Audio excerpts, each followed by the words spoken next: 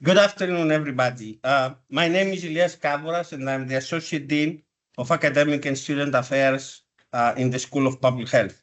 Uh, on the behalf of the school and the student, the dean, the faculty, and the staff, we would like to welcome to the University of Memphis School of Public Health. It's our pleasure to see all of you beginning this exciting chapter of your academic and professional journey. Today marks the start of an opportunity. All of you come with different backgrounds, experiences, and different stages of your career. But it's a start of an opportunity to learn, grow, and prepare to make a meaningful impact on the health and well-being of the communities here in Memphis, Tennessee, but as well as nationally and globally. As future public health and healthcare leaders, researchers, practitioners, and advocates, you have chosen a field dedicated to improving lives and creating healthier futures for all. We are committing to supporting you in every step of the way through the outstanding education, mentorship, research opportunities, and community engagement. So you already have a copy, or you should have a copy of the agenda in your portfolio. We have a full schedule, a tight schedule, but during these next couple of hours, you will get to meet the school's leadership, team members of our team who will guide you through the learning experience, and your mentors and instructors. And at the end, of course, you will get to meet your peers and the school community at large during the social. There is food too. So, and with that being said, it's my distinct honor to introduce the Dean of the School of Public Health, Dr. Ashish Joshi. Dr. Joshi is a nationally and internationally recognized leader in public health, health innovation, and health equity. Under his leadership during the last 4 years, the school continues to advance excellence in education, research, and community impact while preparing the next generation of public health and healthcare professionals. Dean Joshi? Good afternoon, guys. No, I know it's so hot outside, right? But let me first of all, before I know Ilyas has been very kind. He's told me, make sure that I need to be wrapping up in time, right? But when you're passionate about something, you don't look at time. So first of all, congratulations to you for choosing a career and a service and your commitment to public health. There must be a reason that you are coming here, right? So before we talk about the agenda and everything, I just want you to yourself, all of us, give a round of applause for making such an important decision of your career. And I hope that this journey, together with us and with you, not only that you learn from us, but we also have an opportunity to learn from you. So just a round of applause. Normally, I don't have presentations. I don't like to, I just want to speak, but maybe I'll just put the slide just to let you know. Yes. So a little bit about myself. I am a clinician. You know, many students always want that they go to a medical school, nursing sometimes.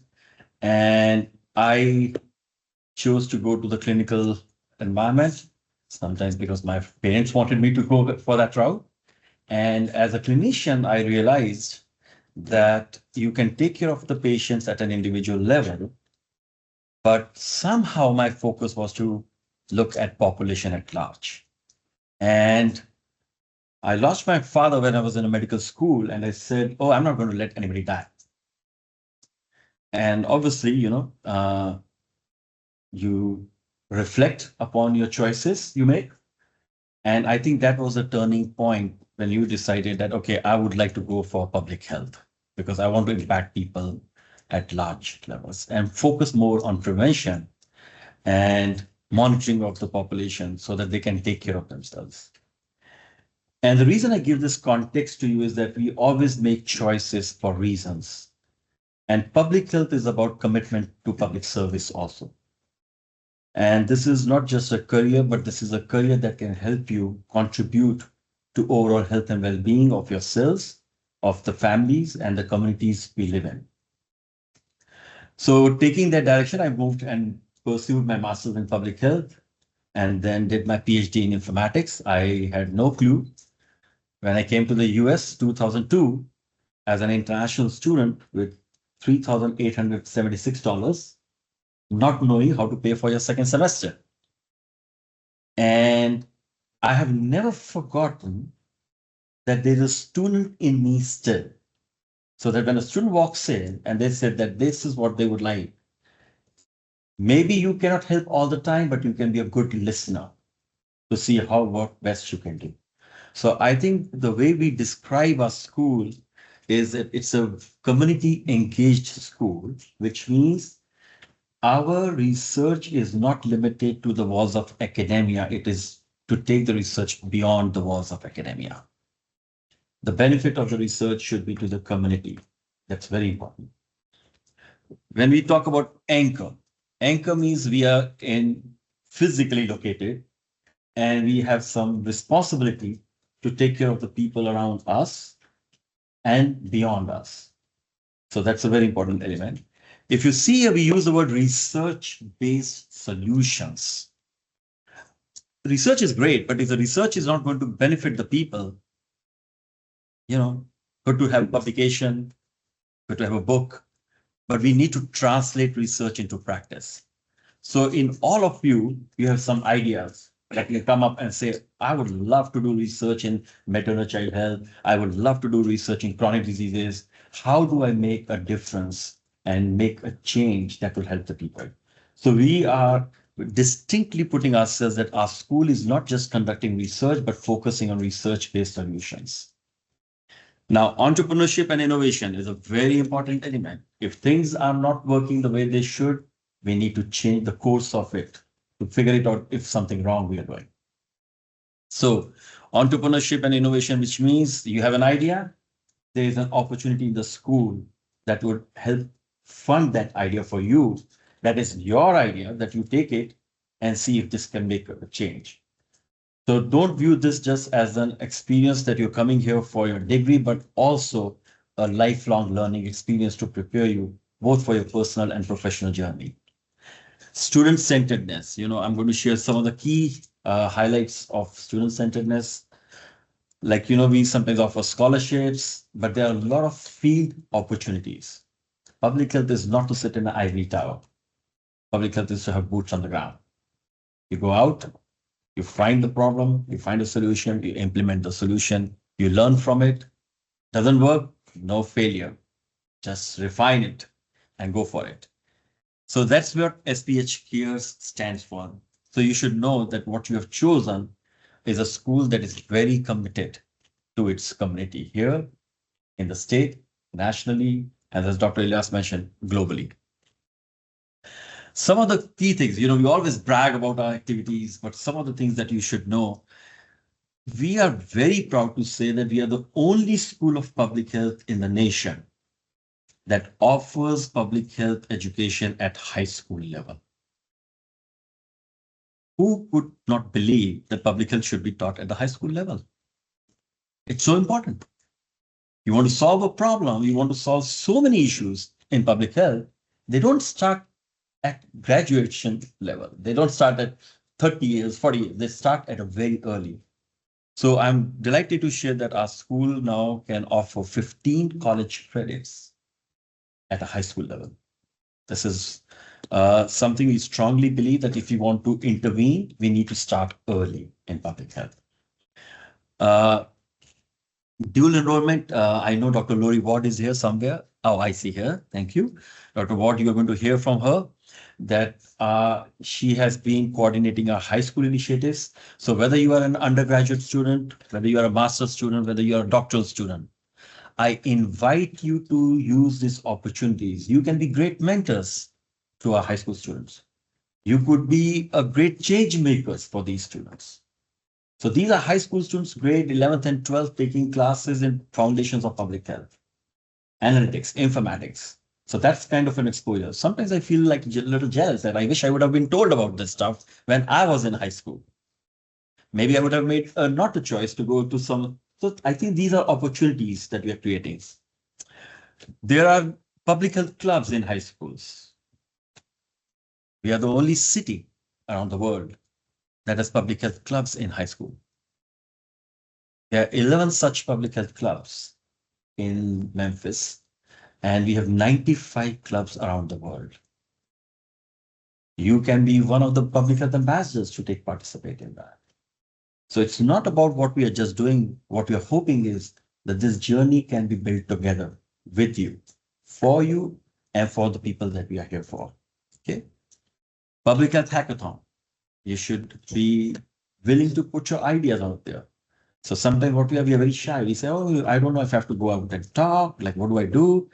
Hackathon is a great way. So you will be hearing very soon about those activities. It's like an idea. If it comes to your mind, submit it, participate in it. We had about 11 countries participating last year.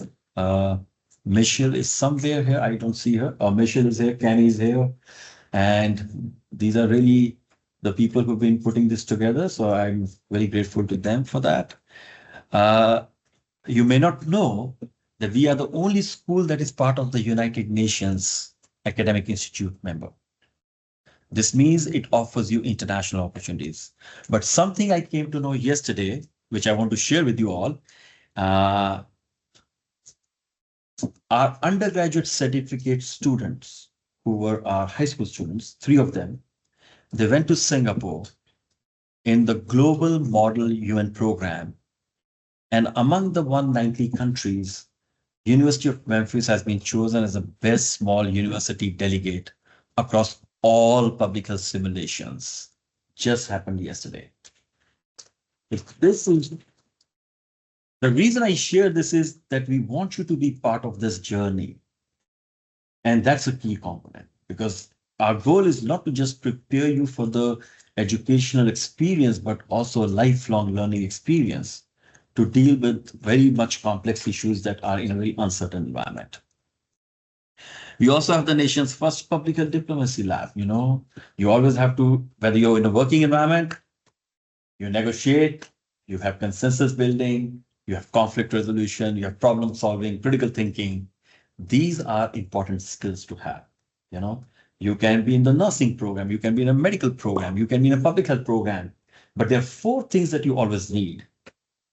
Coping. You need to know how to cope, adapt, be resilient, and be empathetic. So no matter what program concentration you are. So we are making sure that along with your academic training, you have professional skills that credential you to really work in a real environment strongly. This public health diplomacy is now across various regions. So that means it gives you a global opportunity. Starting spring, I assure you, we are working on creating for the first time research abroad program. Okay, we are going to pick 5 students, and it will give a kind of about $4,500. And there are 5 countries that we are picking, and students from especially the undergraduate program who are going to be there, we are planning to basically send them to each one of the countries. So we are setting that up. You should look for it, but this is an amazing research abroad opportunity for you to get 4 weeks of experience in one of the 5 countries that we are working on. So I'm pretty sure that by the end of August or second week of September, everything should be up and running. Okay. The last thing, I'm not going to go through these things, but I'll just highlight, my dear Becky is here. She has been great. That Public Health on Wheels is an initiative where we have a van that takes about 20 students into the field. So it takes you to different community organizations. Anybody can come. There's no cost, there's no registration, there's no fee. You just have to sign up. So please sign up for these opportunities to really see organizations doing public health in action. Each one of you who has chosen the School of Public Health, no matter what program you are in, 100% of the students get APHA student membership. So it's an American Public Health Association. I know my dear Diana must be here somewhere. I don't know where she is, but she's there. And I'm sure your advisors will let you know. So hopefully very shortly, you'll be getting an email that will give you an APHA student membership. We are only one of the 12 schools in the nation that is offering this as a resource for our students. Public Health Change Makers, this was our last year initial cohort. we gave about $750 seed funding to students to compete and create a solution to a public health problem. I think last year we gave about 21, 18 got it funded, but amazing solutions have come out of that. So I don't know if Stella is here, maybe at some point, Becky or Dr. Ward, you might talk about these opportunities to our students. We are also adapting ourselves to the new technological environment. So we have an artificial intelligence in public health lab, artificial intelligence in public health center. Dr. Ricky Long is here somewhere, and Dr. Mariam Karimi is, yes, here. So we have faculty who are also working in these domains that will help you prepare to the rapidly changing workforce. And lastly, I know Dr. Ilyas is getting excited and anxious that I need to finish it quick. I promise you, Shirl. The School of Public Health, I'm very delighted to share, has moved to 74th in its ranking of the 204 schools and programs. And now this is the #1 school of public health within the state of Tennessee. So we should be taking a lot of pride in where we are. My only one message to you will be, my doors are, as a dean, always open. Sometimes it is very difficult to get hold of to respond to the email. Not that it is being ignored, I promise you, but it will be responded. Maybe I'm traveling or something. Our faculty, staff, leadership, we just want to congratulate them for committing themselves to making your journey most easier, most successful, most meaningful, and impactful. I wish you that you have a great semester, great learning experience. And one last thing, please engage with Public Health Student Association. They are phenomenal. I encourage you to participate with them, meet with them. And if you have any other suggestions, you think that we should do more or something we are doing too much, that we should do less, let us know. The whole idea is we are going to listen, respond, and make sure that it is done. Thank you very much for giving me this opportunity to be among you all. I wish you a great, great journey ahead. The readings are please. So it's me again. You're going to hear from me a lot today. So and my role as the Associate Dean of Student and Academic Affairs is to support, and my team's role, to support you in the academic success from the moment you join today until you graduate. So whether you need academic guidance, help navigating university resources, support with program requirements, or simply someone, as the Dean mentioned, to connect you with the right people to talk with my team, we are here to help you. So as the Dean mentioned, all these exciting opportunities, I'm trying to be a little bit more pedestrian and go back to the academic programs. As not only you have these opportunities, but we are adjusting to what the public health and healthcare discipline needs. So following these exciting innovations, and the first that the Dean mentioned, nationally, locally, nationally, and internationally, we're also following up on the new academic offerings as to catch up and stay on top of what public health and healthcare needs, and to prepare you for the emerging workforce priorities. So this is a set of new programs that are available right now. All of you have our own concentrations, but there is ways, and as we'll explain, to combine and gain more skills. So we're proud to offer two new graduate programs, one in environmental and occupational health, and then one in epidemiology and biostatistics. For those in epi and biostats, we already have that discussion sometime during the admission process. We do offer 3 new certificates. One, the public health in undergraduate certificate available to the high school students, as well as the undergraduate students. And then the 2 new that address up and coming priorities of the workforce, the applied artificial intelligence in population health outcome, and the implementation science certificates. Now, these appear to be different certificates, how, and you signed for a program, like how you can benefit through that. This is through the pathways. So as you can see here, some ideas. So basically, we can have connections, how to integrate from high school all the way to the PhD. I don't know if you can see the mouse here. So while you're pursuing your master, your undergraduate programs, we can, through the advising and through planning, be able to benefit from the certificates and vice versa. You can start from the certificate. Some of you may be starting on a certificate, and then you can transition into the MPH or the PhD, and then we can benefit and from these experiences, both on credits as well as learning outcomes. So as you can see, it's very connected effectively. If you are high school, you can start on high school and move all the way to the PhD and connect through these pathways and these steps that help you move through the process. Now, one of the strengths of the school is also the, hold on, I have to see my slides here. It's not just academic, as it didn't mention. What truly makes our school special is our vibrant and diverse communities. And this year, we have celebrated the largest graduating class. You are joining and growing school. In the midst of everything that goes nationally, we are growing. And we have now a diverse incoming class, you representing different backgrounds, experiences, cultures, and career goals. This is what makes us unique. And many of you are traditional students, just finished the bachelor, continue to the graduate, working professionals, adult learners, and international students. Each one of you bringing something unique, which ties to what the Dean mentioned before, all these initiatives and how you can benefit and you can contribute to those. We also continue to expand our experiential learning opportunities. As the Dean mentioned, we're working with communities, we're working for the communities.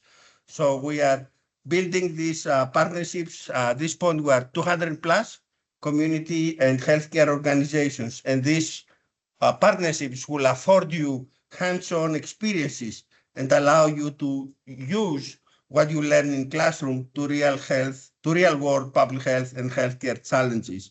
So as you begin your journey here, I encourage you to get involved, build relationships, and take advantage of the many opportunities that are available to you. We are not just courses and classes. There is way more than that, and engage with different courses, with different organizations, with the student associations, and I will be talking to you shortly. These connections you can make today and during the next couple of years or 3 years can become lifelong partnerships, collaborations, and professionals network can help you move and advance professionally and personally. So I think that's my section. And speaking of community engagement and practice-based learning, I'm pleased to introduce one of our studying leaders who helps strengthen those connections every day, Dr. Marianne Levy, who is the Associate Dean for Public Health Practice and Community Engagement.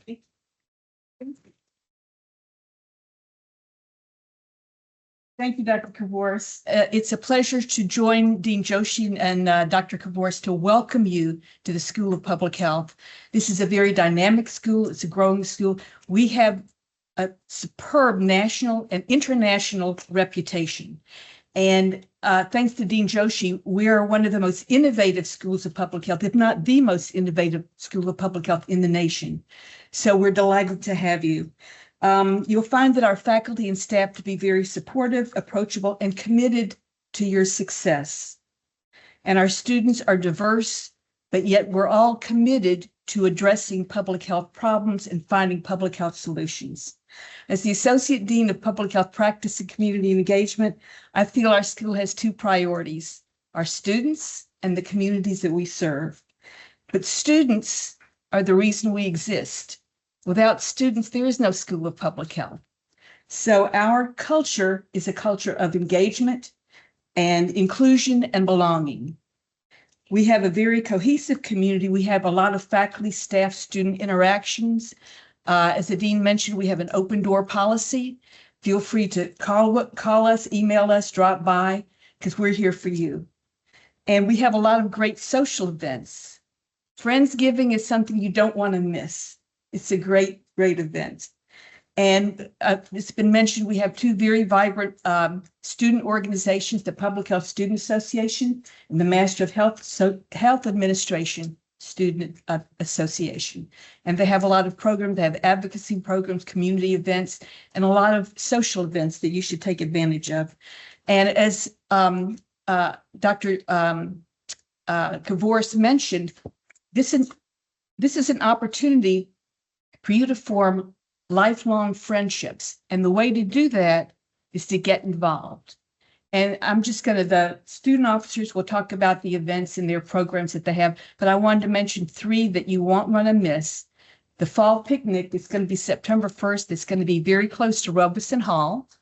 The West Fight On in Shelby Farms, and we've secured 24 free registrations. So if you're one of the 24 first people, you get free registration.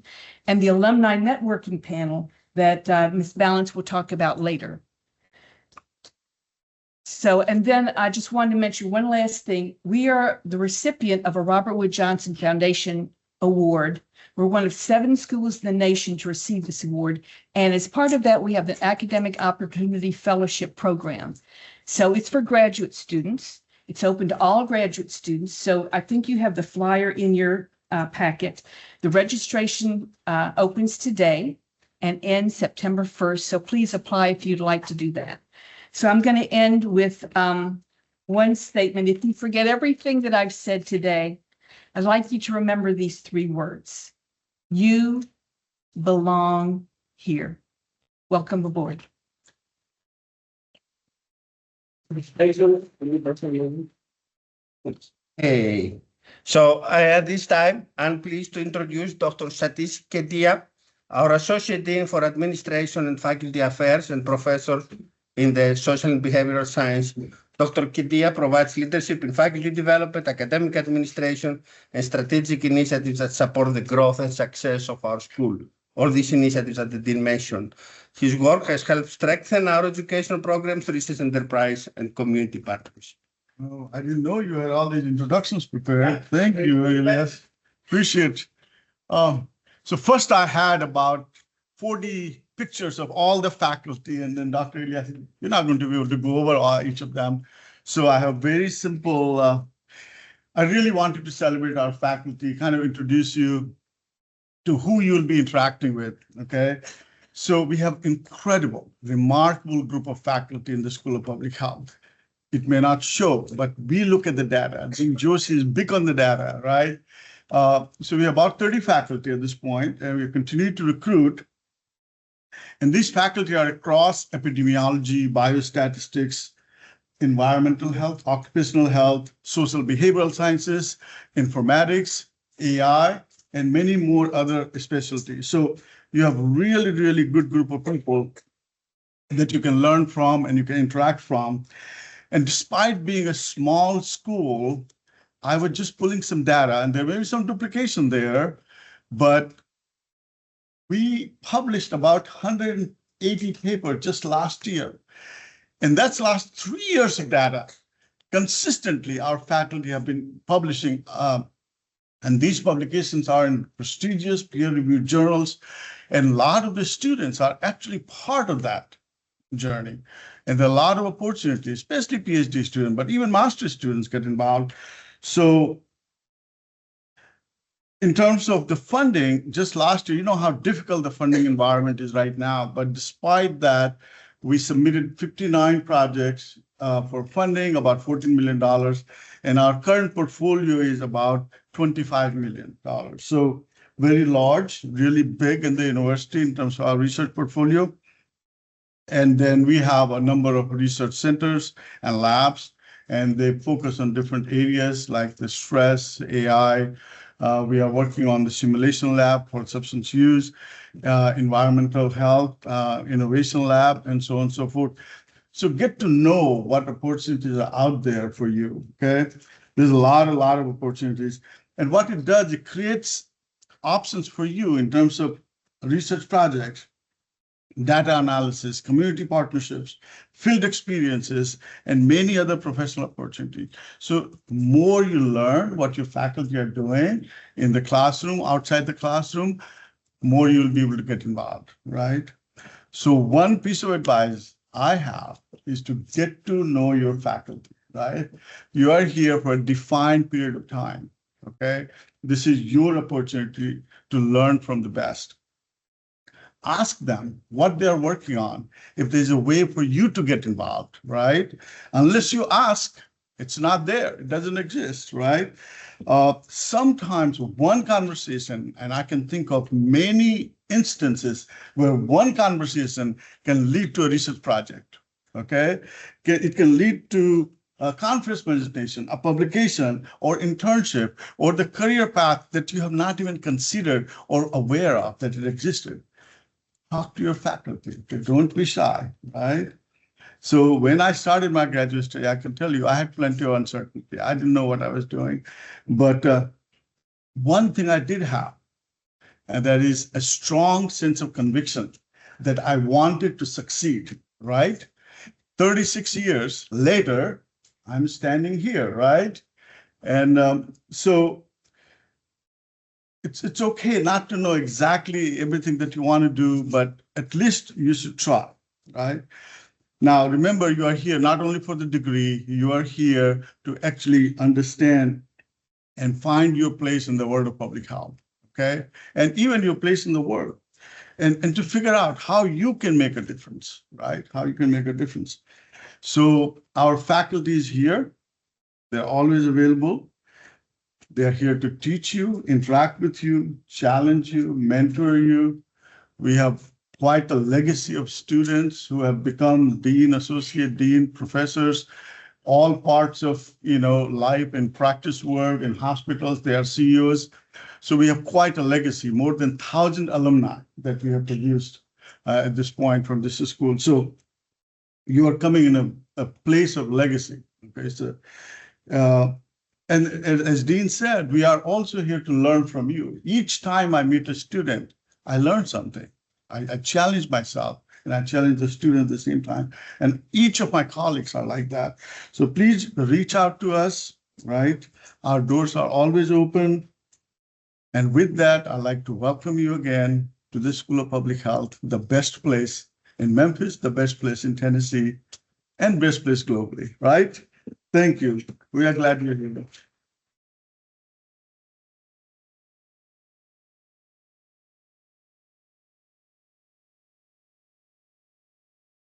So next, I would like to introduce Dr. Maryam Karimi, our Director of Research.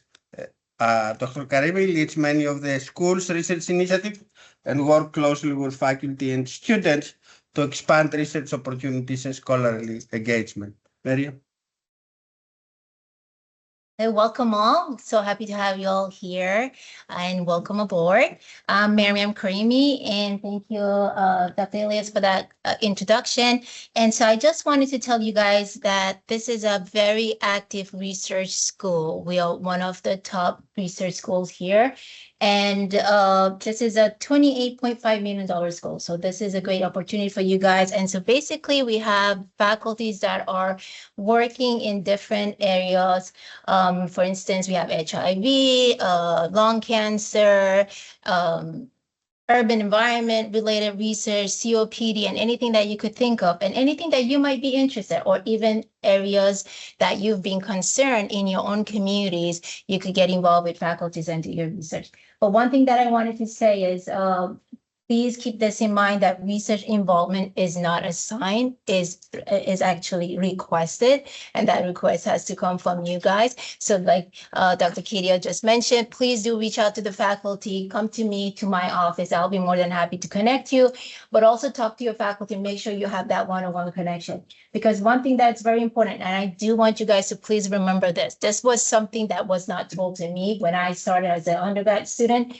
I really didn't know that you could have so many opportunities given to you by just reaching out to faculty and let them know what you're interested in.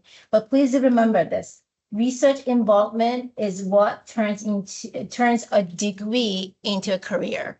So what that means is you could have publications, you can have fellowship, and there could be letters of recommendation. So in order for you to have those and to get them, you really need to work with someone who knows about you, who could write about you and the work that you do. So please do take that opportunity. Reach out to me, my office. We also have Dr. Sharon Griffin here, and she'll be more than happy to help you out. Thank you so much and welcome aboard. I believe I spoke with most of you either by in person, Teams, email, or so, and we had a lot of discussion about funding opportunities, right? Asking for scholarship and support. And at that time, I told you there are so many things we can do before you join, but there will be more opportunities when you come in. Here they are. You hear Dr. Kedia, the Dean, Miriam, Dr. Levy. Here the opportunity. Take advantage of them. A little bit will get you where you need to go. Okay, so let's continue with this. And our academic programs, the programs you are affiliating, your of division directors who are dedicated to your success and academic excellence. So I'm pleased to introduce you today, Dr. Lori Ward, Dr. Hongmei Zhang, Dr. Ricky Long, and Dr. Greg Lubiani, who will provide leadership across our undergraduate and graduate programs. You will get the opportunity to talk to them more during the breakout sessions. So there you go. If you guys want to say a couple of words or no, later. You will get 45 minutes with one-on-one with them and the rest of the faculty. So just keep it brief here. Everybody, I'm Hongmei Zhang. So first of all, welcome to the School of Public Health family. We are very glad to have you here. And Hongmei Zhang, the director for the, EBE. Probably do not know what EBE right now, but after a couple of days, maybe today actually, you will know what EBE stands for: epidemiology, biostatistics, and environmental health. So welcome. And then our division has two program coordinators. One is Dr. Xinhua Yu, and the other one is Dr. Meredith Ray. I think they're both here, and you will see them in actually 30 minutes for our programs. Welcome, everybody.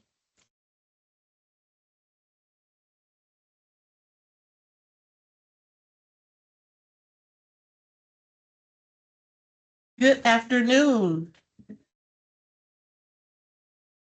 So first, let me just say welcome to everyone. I am Lori Ward, and I serve as the undergraduate program coordinator for undergraduate studies and global engagement.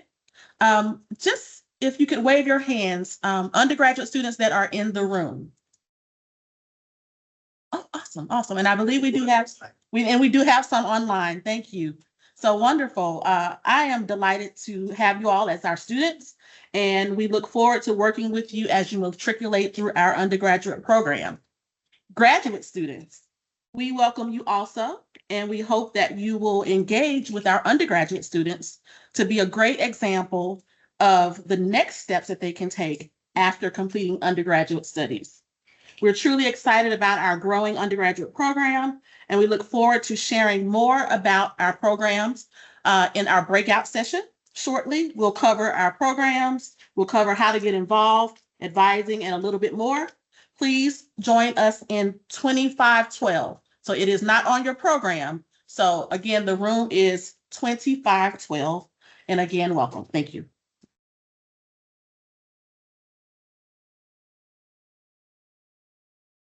Hi, everyone. My name is Ricky Low, and I am the SBS Division Director. And I'm still nervous, even though I'm a director. I don't know why, but I just tell you something. SBS faculty and students are engaged in a lot of very interesting and critical public health areas, such as substance use disorder, nutrition, community health engagement, stress, HIV/AIDS, and many more. I want to say one more thing, which is AI. Yes, and we also do AI research. And so welcome.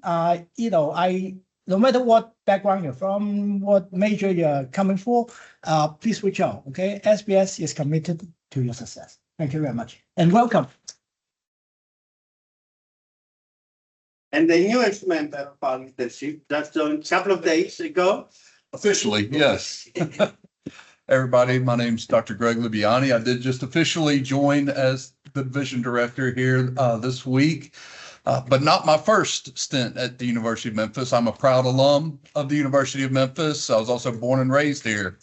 It's the first 30 years of my life. I appreciate it. I love this city and I love this university. So I'm very excited to be here with a very prestigious division where we oversee the Masters in Health Administration program, the #1 CAMI accredited program in the state of Tennessee. And yes, absolutely. We specialize in, as a faculty, but also in preparing students in the organizational aspects regarding the financing, organization, and delivery of efficient healthcare systems. I look forward to getting to know all of you better. And please, even if you're not an MHA student, know that all of us are always here to help you in any way we can. So please contact us whenever you feel like there's something we can do for you. We'll be happy to do it.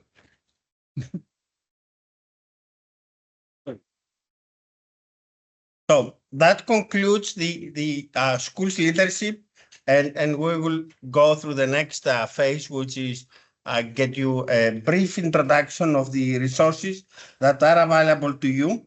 And one of the most important resources in an academic environment, of course, is our libraries. And it changed a lot from the time I was a student. With waiting the library open once a day, and we have to go and make copies and so on to today. So to help you and give you an idea of what is available to you, Dr. Irma Cincarella, Health Sciences librarian and professor, will go and review with you these resources, and please use them. It's on your tips of your hand. Use it on your screen. Is Irma here?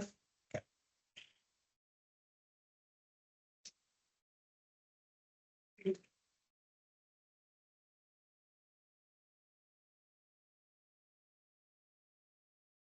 Welcome. My name is Irma Cincarella, and I have a few things to share about the libraries. Quick facts: the McWhirter Library is the main library, but we have 3 branch libraries and several departments that are listed here.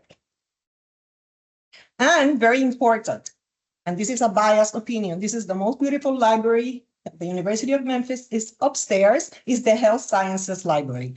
So we are here, I work with 2 other staff members, and we provide all the services for your research. So please contact us. This is our information. But there are other excellent libraries too, like the Music Library on main campus. This presentation includes the links to all these resources and services. Feel free to access the website and to contact any of the librarians. The Lambuth Library in Jackson is renovated. This is another location that maybe is useful for some of us. All the branch libraries provide study spaces, print and e-resources.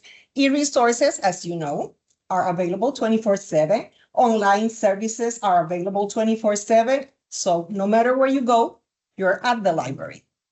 We are providing services in Spanish. If you think that someone could benefit from that yourself, please let us know, because we offer information in Spanish and we have a LibGuide with all those services explained. The website, like I mentioned, we have several links here. We have a discovery tool. This large box provides a unique platform. You can search most of our resources in one search, one station.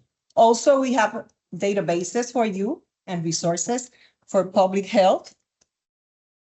We have a research guide with curated content for you. So please, this is a work in progress. If you would like to see other resources, please let us know, because this is a LibGuide. It's for you and your research. So once again, we have different ways to provide services. We have chat services. You can schedule a research appointment online. If you want to come in person, that would be great too. Some people prefer to meet individually, other people prefer groups, so that's available for you. This is the platform that we use for our research assistants. You can select a staff member and the date and times that work for you. We have technology available with devices for you. Please explore this part of the website. There's an area, a McWater, the sandbox with very cool technology and study rooms where you can practice your presentations or you can access different services. Also, we have programs and training. And these are pictures of some of those spaces that you can reserve online. Remember, we have different departments, special collections. This is about history. This is about civil rights. And you can contact them. And this department works only by appointment. Government publication, very important for public health. You have data accessible there. They are a depository for the state of Tennessee, and they also offer access to federal resources. This is their email. And if you want to request a library purchase, we have a form on the website. If you need a book that is not part of our collection, you can also borrow it. We have an excellent service, interlibrary loan services, also for document delivery. And that's a free service for you. You can report problems and please participate in our events. We provide webinars, retreats, and other workshops with different departments.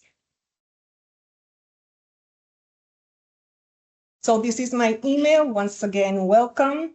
And the library is here to help you too. Thanks. There is not a course I can think that you are not going to need a library at this point to get something. And there is nothing they cannot do. They can bring it from all over the world. 100 years back, there is a lot of big resources that you can utilize this. So please use the library. It's on your computer. Bookmark that website that Emma showed. So let's move it now to the people who already start talking and to register and be here, the people who admitted you. And as the dean mentioned, student success is truly a team effort. It involves all of you.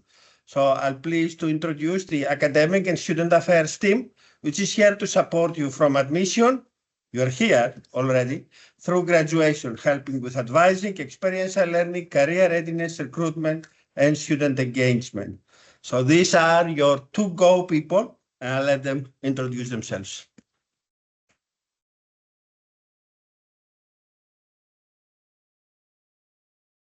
Cheryl Sharp. I'm the manager of student affairs.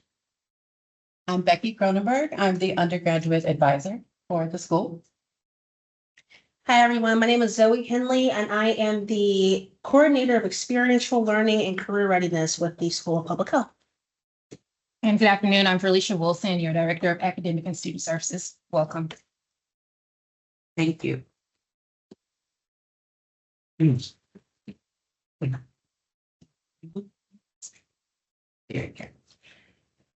go ahead. Okay. Okay, everyone. So we wanted to, y'all have a journey coming up ahead. So we wanted to kind of give you an overview of what it's going to look like. It is just that, it's an overview, but it shows you kind of what your next semesters are going to look like, especially for MPH. So as you can see, it starts with academic advising. Y'all have already done that this semester, hopefully, gotten registered for your classes, made your payments, and now you're here at orientation. Next step is going to be meeting with a faculty advisor that will be assigned to you. And so that's kind of, it's going to happen each semester. We're going to wash, rinse, repeat. You'll do it all over again, and we're here to support you as you go through this process. Now, Cheryl's going to tell you a little bit more about the advising. Thank you, Becky. Academic advising. What is it? Well, it's when you meet with me to discuss your courses, your required courses for you each semester. We will meet once a month. Once a month. Ooh, too much. Once a semester. We'll try to limit it to once a semester because we are a growing school. I just found out today we have 300 people enrolled. That's a lot of advising, isn't it? Okay, and then I'm also going to talk to you about faculty advising. Your faculty advisor will be assigned to you 2 weeks after classes begin. That way you can get to know your advisor. They will help you with mentorship. They will help you with professional guidance. They will, you can discuss with them your long-term career goals, your electives, so that it will align with your career goals as well as your research goals. Okay. And, with your electives, you may just want to try something new to explore what else is out there so that you can have that knowledge base. Okay, we are here for you. Do you understand that? We are here for you, and we will help you as much as we can. But with that caveat, we need to know what's going on. If you have a problem, if you have a concern, we ask that you come to the Academic Affairs, Student Affairs office so that we can help you and learn more about what the problem is so we can be proactive instead of reactive. So I highly suggest you do that so we can prevent other things from falling apart. Again, we are here to help you. You do not have to navigate this journey by yourself. If we can, we are here to support you. Who you gonna call? That's what I thought. And I'd like to just echo, so everything that Ms. Cheryl said for the graduates is pretty much applies to undergraduates. So the faculty advising, the academic advising, you will get those things as well as an undergraduate. And now Ms. Zoe Henley is going to talk to you about the experiential learning that is for both undergraduates and graduates. Yes, so part of the experiential learning component that is important to both undergraduate and graduate students is that fieldwork project that you all will complete in order to go along with your capstone. With that being said, I will be your point of contact to help you get placed with anything fieldwork related, as well as additional experiential learning and career readiness opportunities. So for example, if you would like to have your resume looked over, if you want to participate in a workshop that builds up, if you have a CV that you want to work on and have ready for potential academic opportunities once you move on from undergrad, things like that. Or like we were saying earlier, with that field work that's required for your capstone, you will be meeting with me and we will be discussing your placement opportunities and the next steps in order to participate in that project. So we've emphasized this before, but if there are any questions, comments, hopefully no concerns regarding your School of Public Health journey, especially in regards to expanding your experiential learning and career readiness, please, please, please reach out to us, reach out to me. My information is up here, oelcr@memphis.edu. My email is always open. My phone number is also available up here. Please, please, please feel free to contact us so we can get you on track to participate with the field work, to do mock interviews and all that good stuff.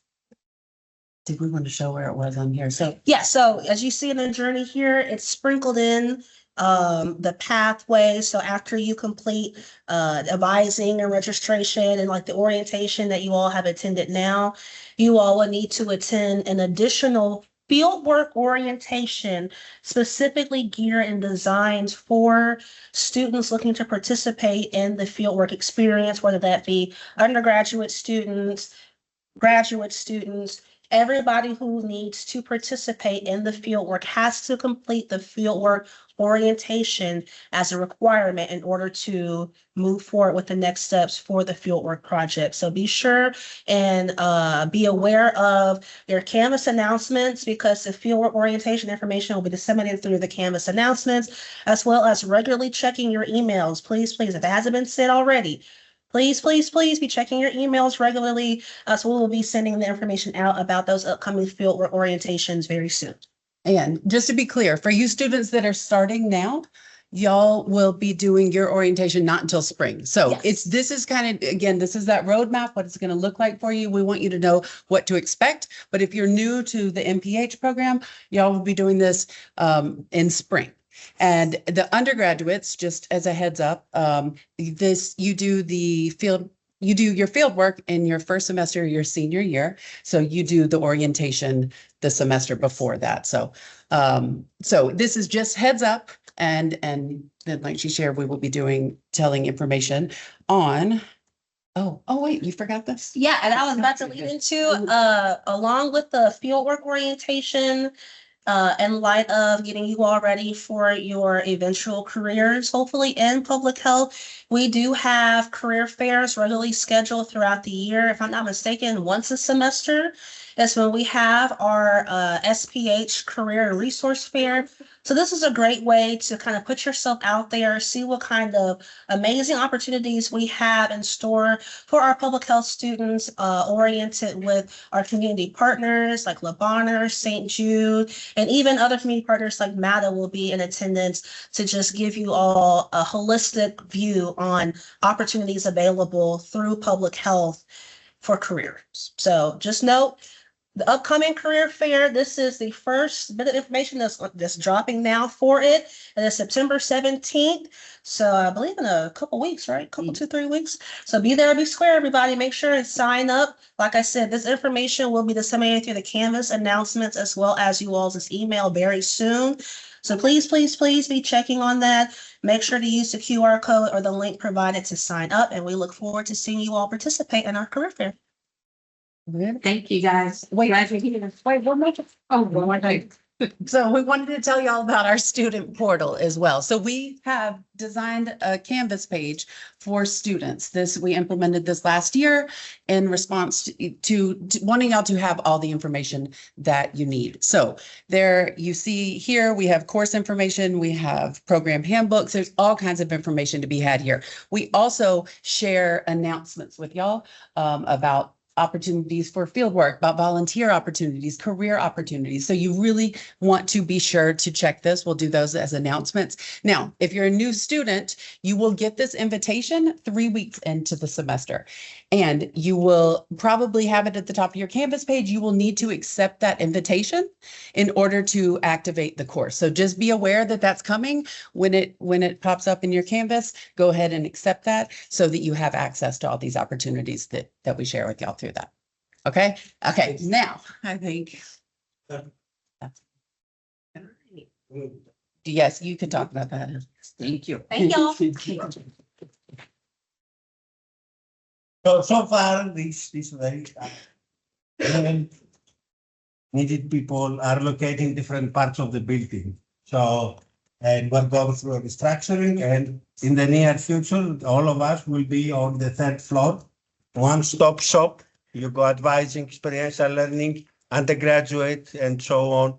So be on the lookout. We'll send communication when this is ready, and we hope to prepare it that it feels home. It feels like Memphis Tigers. Okay. So at this point, like switch gear and go back to the opportunities. As mentioned, we're not just didactic. There is more opportunities. You're not here to take courses and then complete and go your way. To expand your network, expand your opportunities, provide feedback, explore ideas. And one of them is on global health. And please join me to invite Dr. Fanta Kudema, who is actively involved in research mentorship and global health initiatives, and will that enrich your educational experience, and we'll talk a little bit about what is coming on. Welcome, everyone. I'm not sure I'm here today, but I can just highlight some concepts regarding the new initiative. So the Dean has initiated a new student engagement program called Global Health Initiative. So this is particularly interesting for the newcomers who wanted to really engage in public health work beyond the local and the regional, and then to really to the public health leadership at a global level or international level. So this Global Health Club is a kind of initiative which will be led by the students, and the students will have an opportunity just to get connected with the faculty at the School of Public Health. And also we will have a faculty at international level who are really currently collaborating with the School of Public Health. So there are a series of presentation about global health challenges, and then the students will have an opportunity to get connected with those faculty and international speakers or experts around global health. So I would like encourage all undergraduate and graduate students. It is open for all students in School of Public Health, even beyond our School of Public Health, who are really interested in global health work. So we believe that global health or public health is not limited to local and regional, and it is a kind of an issue at international level. So those who are really highly interested in engaging in global health works you are welcome to join this new initiative as a membership, and then we will shortly just announce or circulate the application for the membership through our all platforms in the School of Public Health. And then I will be a contact person for this initiative just mediate between the students, the faculty, and the international speakers. So shortly I can say that welcome, we will work together on global health initiatives. Thank you.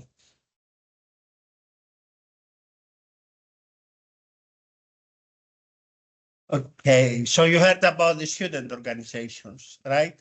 So get engaged. So our student organization, as mentioned, include the Public Health Student Association, which all of you, regardless of your degree, are members, and the Master of Health Administration Student Association. And they provide opportunities for networking, professional development, career engagement, and service. So you can see here the current leadership of both the PHSA and the MHSA. And these organizations are a great opportunity for you to connect with your peers, with everybody, with the community, develop leadership skills, and make the most of your time in public health. This time I would like to ask whoever is here, if they can like to join and say a couple of words. Then you will be following with all of you shortly, because there are activities, assemblies, elections. You get the opportunities. This is your associations, okay? This is where you get the opportunity to have your voices heard about all matters, and then do your own initiatives. So, Dave, Krishna, Ariel.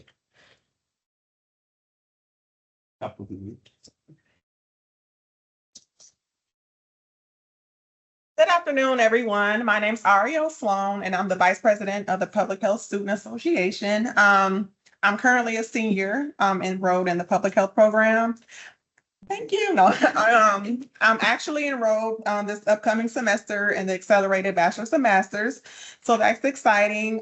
So anyone in undergrad feeling like you can accomplish more, go for it. I'm telling you, I entered this program and that was my goal, and I stuck to it. So I'll tell everyone, be engaged, show up, and Public Health Student Association has opened doors. It taught me more than anything how to be a leader. So I encourage everyone to join, if not serve, okay?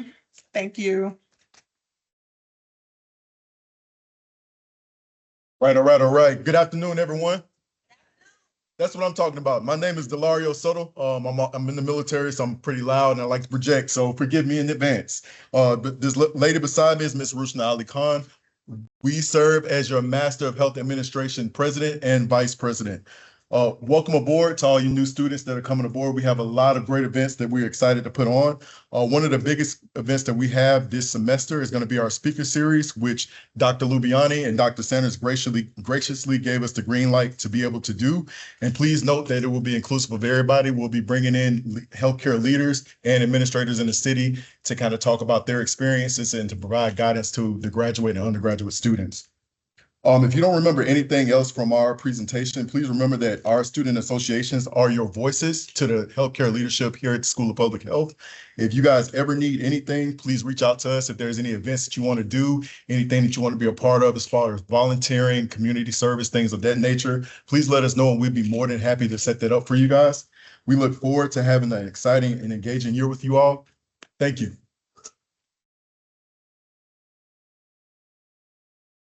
And something that I forgot to mention, the student associations are not only for the students on campus, they are the online students. You guys from all over the world are participating. All these events are available for both the on-campus and the online students, right? Sure. So there is opportunities engaged. We have members of the leadership committee there that are from different parts of the country. So, and they can join that. So it's for all students in our program. So, okay, Diala is not here. She will come shortly. We'll go to the next one. So, and what you had again and again, it is that, sorry, I need to check my, okay, that other course is networking, engage, right? So important part of your public health experience and healthcare is will be developing these relationships outside the classroom. And who is the best to talk about that than Mrs. Brenda Balance, who is the alumni, SPH alumni coordinators and works to strengthen the connections between you, alumni, and public health and healthcare professionals. So you will hear from her more upon graduation, but we thought it's good to start right now. Welcome to the School of Public Health. It may seem different that we're talking to you about an alumni network right now when you are at orientation as a student, but tomorrow when you wake up and you walk across that straight stage to get your degree, because it's going to go that quickly, that is when the alumni network will become the most important to you. And I want to make you aware of it quickly. This is not some dusty directory on a shelf. This is a digital, online, exclusive LinkedIn program that our school, I believe it was Dr. Satish said, we have over 1,000 alumni. We have 1,143 alumni. Now, this is a group of people that is there for you in this network. When you land your first role, they are good with, they will help you with career advice. They're going to help you with resumes and interviewing and mentoring. And they are there for the real world playbooks. You have a problem in your career, I guarantee they're going to have answers. It is a great group. It's a wonderful group. Why am I telling you about this now? Because you do not get access until you graduate. Why I'm telling you now is this is your call to action. If you do not have a LinkedIn account, please get one. Follow the School of Public Health on all social media. And also every and any event that we have that is alumni related or any other related, please come because those alumni are coming and volunteering for you. They are full of information and they love our students. So coming up, Marion, Dr. Levy said that there's a virtual alumni network panel on October 6th. I will let you know that we have some wonderful, wonderful alumni lined up to talk at that. And that's really all I have for today, except, and again, this is all going to go very, very fast. But remember, if you remember anything I say, remember this, you are a tiger for life. Okay. So we've been saving the best for last here. So communication and engagement, you know, you do everything that we do and we need to let the world know about that. So I'm pleased to introduce Diala Abdarasul, our communication and events coordinator and that is to help you keep informed. You had check your email, see the students portal and so on. These are events, everything that's available to you will be communicated through you, and everything goes to Diala and her team. But also, it's the avenue, and Diala will talk about getting your stories out, because we don't know unless you tell us. Okay? And something you think it's unimportant, a small wheel, where you're coming, your trajectory, your experience. We need to know the people, the world needs to know, because that's your win, that's your strength. And this is the person to do that. Hold here.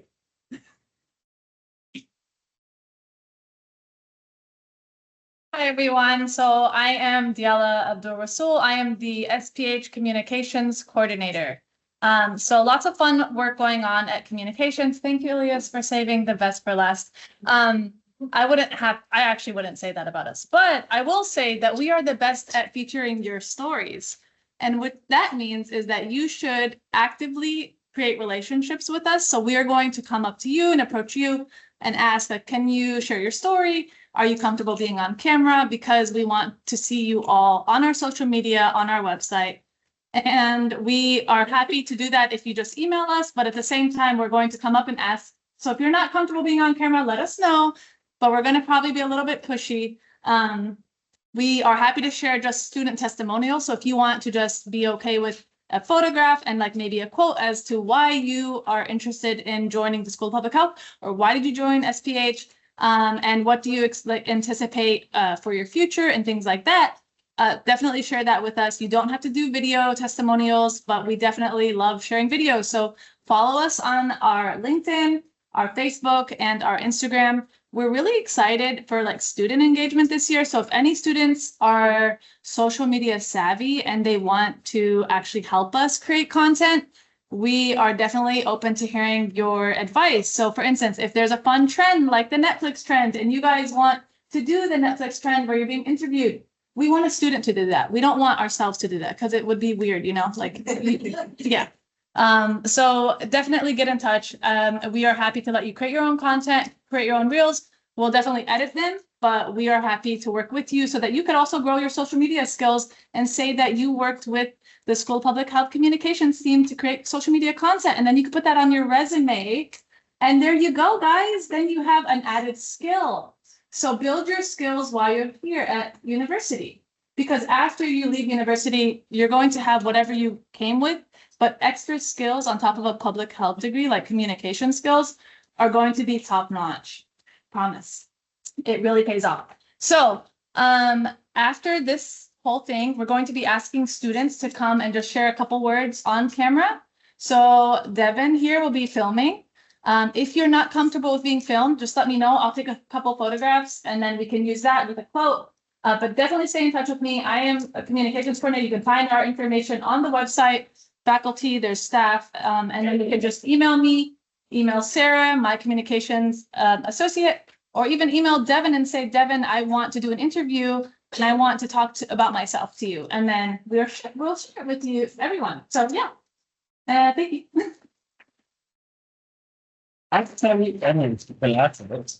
Oh, sorry. So, but what? There's also this unique opportunity to participate in a global health club. And so I don't know, Dr. Pinto, did you talk to them a little bit about that? Okay, so outside we have the flyer, and then Dr. Ilias will be putting it on the PowerPoint presentation, but scan the QR code, sign the form, and then you can be a part of the Global Health Club. Okay. We're coming to an end, at least for this part. So we heard from a lot, you heard from the leadership people who will be working with you for your academic and networking and so on. But it will be unforgiven for me to not recognize the dedicated staff, members and faculty and students whose hard work often happens behind the scenes, scholarships, GAs, you have your room, you have the classrooms in place, everything. So here is the whole team. So it takes a village to support all of you.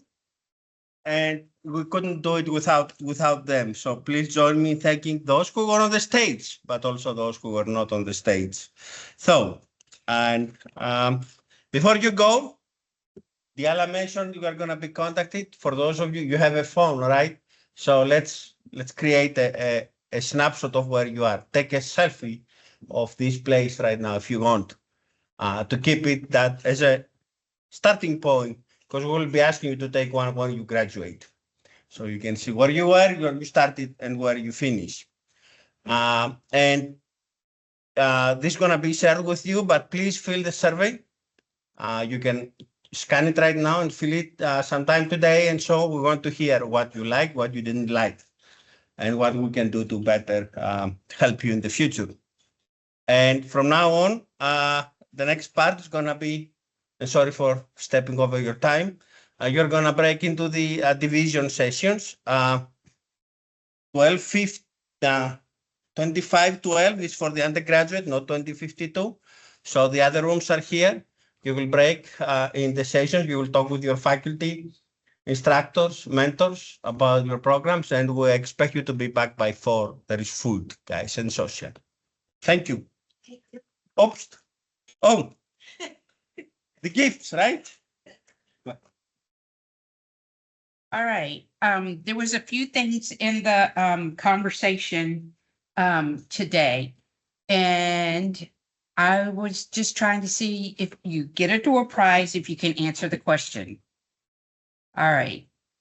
Who are you going to call? Oh, no.